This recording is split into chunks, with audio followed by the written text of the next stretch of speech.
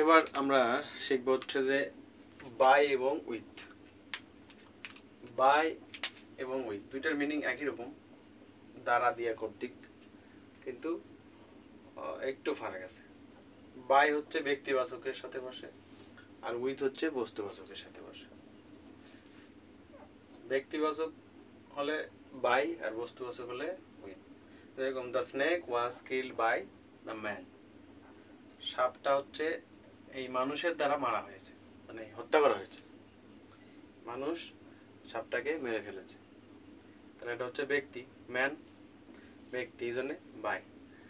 The boy was beaten with the stick.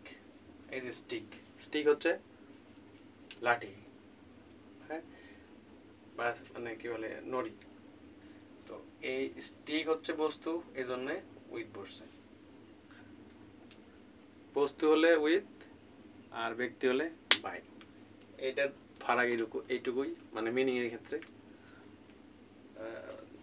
আর যাতে সমস্যা না হয় এই জন্য সুন্দর করে বোঝাই দিলাম।